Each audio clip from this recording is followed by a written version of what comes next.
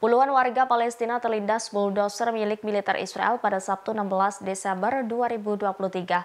Bulldozer Israel secara brutal menghancurkan tenda tempat mereka berlindung di luar rumah sakit Kamal Adwan di jalur Gaza. Videografer dan reporter Anas Al-Sharif Al Jazeera mengatakan bahwa militer Israel mengubur hidup-hidup dan membunuh puluhan pasien serta melukai pengungsi Palestina.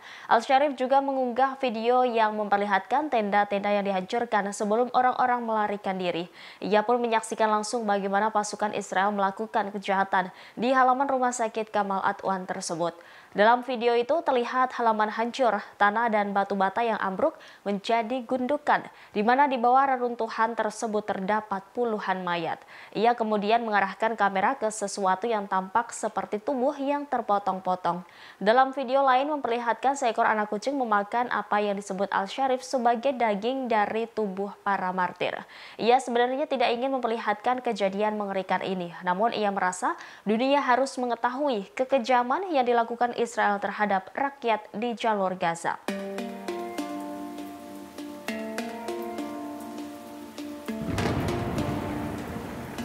Panglima Militer Israel Jenderal Halevi mengakui kegagalan militernya atas insiden prajurit menembak mati 3 sandera di jalur Gaza. Jenderal Halevi menyatakan bertanggung jawab atas pembunuhan tragis karena salah identifikasi tersebut. Pernyataan ini disampaikannya dalam konferensi pers pada Sabtu 16 Desember 2023. Berdasarkan hasil investigasi awal, militer Israel disebut terlibat dalam insiden ini. Adapun identitas para sandera tersebut yakni Yotam Haim, Alon Shamiris, dan Samer Al-Talalha. Atas kematian mereka, Herzi Halevi merasakan duka mendalam dari keluarga korban. Komandan IDF tersebut mengaku bertanggung jawab atas apa yang terjadi dan pihaknya akan melakukan segalanya untuk mencegah terulangnya kasus serupa dalam kelanjutan pertempuran. Dalam pernyataannya, ia menekankan komitmen teguh IDF untuk menyelamatkan sandera yang ditahan Hamas secara hidup-hidup dan memastikan mereka kembali ke rumah dengan selamat. Ia menyebut sebelum tewas, 3 sandera Israel tersebut melarikan diri dari penculikan Hamas di Gaza.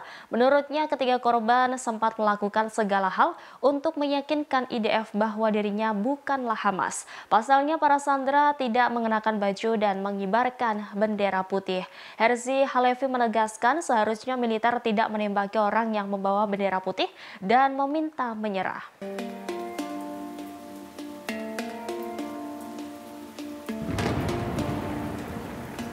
Warga Israel dilaporkan menjadi kecanduan obat psikiatris sejak perang pecah pada 7 Oktober 2023. Hal ini diungkap oleh Asosiasi Kesehatan Masyarakat Israel. Media Israel Maariv pada Sabtu 16 Desember melaporkan penggunaan obat-obatan psikoaktif meningkat 90% setelah trauma yang dialami oleh banyak orang Israel sejak perang berkecamuk.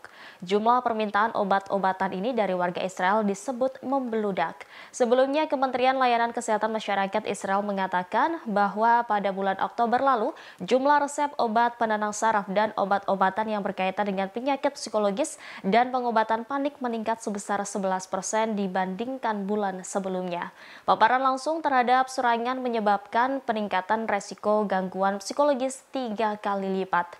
Setelah 2 bulan perang, banyak orang yang menderita tekanan atau krisis psikologis. Bahkan beberapa orang kesulitan untuk kembali ke rutinitas hingga menderita gangguan psikologis dan rasa sakit yang terus-menerus. Hal ini menandakan kekhawatiran Israel setelah operasi banjir Al-Aqsa yang dilakukan kelompok perlawanan Palestina Hamas.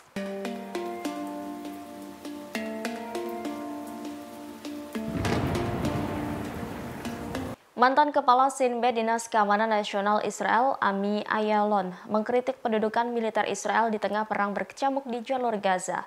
Ia membandingkan strategi militer Israel di Gaza dengan organisasi ISIS dan Al-Qaeda. Bahkan ia menuding Tel Aviv melakukan fundamentalisme agama.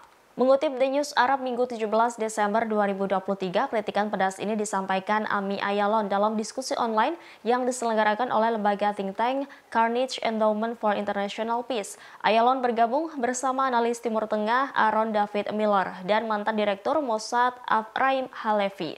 Dalam diskusi tersebut mereka membahas peran intelijen selama pengeboman brutal Israel yang sedang berlangsung di jalur Gaza, Palestina. Terkait hal itu, Ayalon menyamakan strategi militer Israel dalam perang tersebut dengan strategi ISIS dan Al-Qaeda. Dia pun meyakini pemerintah Israel saat ini menganut fundamentalisme agama yang telah menyebabkan pembunuhan tanpa pandang warga Palestina. Menurutnya, tujuan politik Israel adalah menciptakan bencana kemanusiaan di Gaza. Ayalon menambahkan bahwa dengan tidak mendefinisikan tujuan politik tertentu dan menggunakan perang sebagai tujuan yang menurutnya harus dilaksanakan sebagai alat. Dia pun berpendapat bahwa rencana Israel telah menjadi kegagalan besar. Lebih lanjut, Ayalon menyerukan dukungan terhadap solusi dua negara dan di akhirnya pendudukan Israel di wilayah Palestina. Menurutnya, langkah tersebut menjadi terbaik untuk mencapai perdamaian dan stabilitas di Timur Tengah.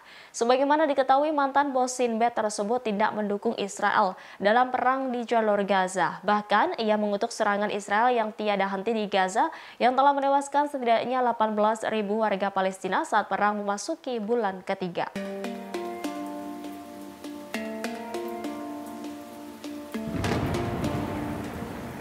Pasukan Israel secara brutal mengubur hidup-hidup puluhan orang di rumah sakit Kamal Adwan Gaza pada Sabtu 16 Desember. Peristiwa tragis ini juga dilihat langsung oleh jurnalis Al Jazeera bernama Anas Al-Sharif. Berdasarkan kesaksiannya, puluhan pengungsi yang sakit dan terluka-luka di pengungsian terlindas bulldozer Israel secara brutal. Ia juga mengunggah rekaman mengerikan saat detik-detik bulldozer menghancurkan pengungsian di halaman rumah sakit Kamal Adwan. Seketika suasana mencekam, pengungsian dan bagian tubuh para pengungsi hancur. Aksi itu pun terjadi di hadapan ratusan pengungsi dan diwarnai dengan isak tangis. Mengutip The New Arab, dalam video lainnya juga menunjukkan seekor anak kucing memakan apa yang disebut Al-Sharif sebagai daging dari tubuh para martir. Meski demikian, video tersebut tidak dapat diverifikasi secara independen oleh The New Arab. Diketahui Kamal Adwan telah dikepung selama 9 hari berturut-turut, dilaporkan IDF menembaki apapun yang berada di sekitarnya. Bahkan strukturnya sekarang tampaknya hampir hancur total.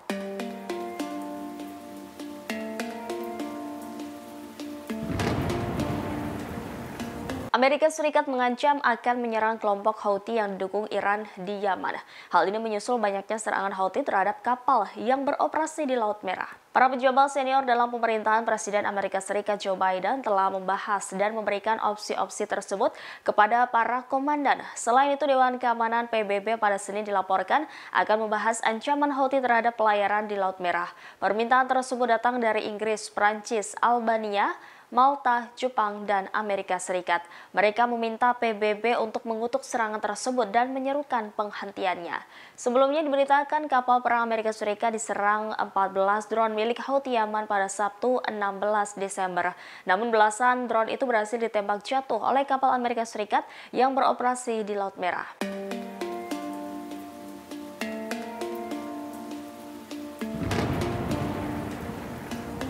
Militan Hamas yang menguasai jalur Gaza disebut menyerah kepada pasukan Israel. Demikian disampaikan oleh seorang jurnalis Amerika Serikat, Seymour Hersh, di blog Substack miliknya yang mengutip sumber di Amerika Serikat.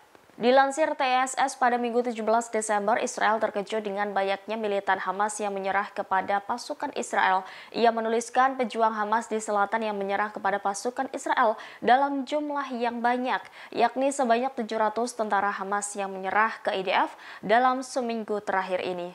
Demikian sebagaimana mengutip sumber pejabat Amerika Serikat yang tidak disebutkan namanya. Namun sumber itu disebut memiliki akses terhadap informasi sensitif. Hersh menyebut mereka memilih untuk menyerah sebagai ganti ditembak. Menurut pejabat yang dikutip oleh jurnalis tersebut, Israel tidak mengharapkan hal ini. Sebaliknya, Israel disebut mengharapkan Hamas akan berjuang sampai akhir. Hersh menuliskan di antara mereka yang menyerah adalah ajudan senior pemimpin Hamas di Gaza, yakni Yahya Sinwar, yang merupakan salah satu dalang serangan Hamas terhadap Israel pada 7 Oktober. Ajudan Sinwar yang namanya belum diketahui disebut bertanggung jawab atas komunikasi militan Hamas. Download Tribun X sekarang, menghadirkan lokal menjadi Indonesia.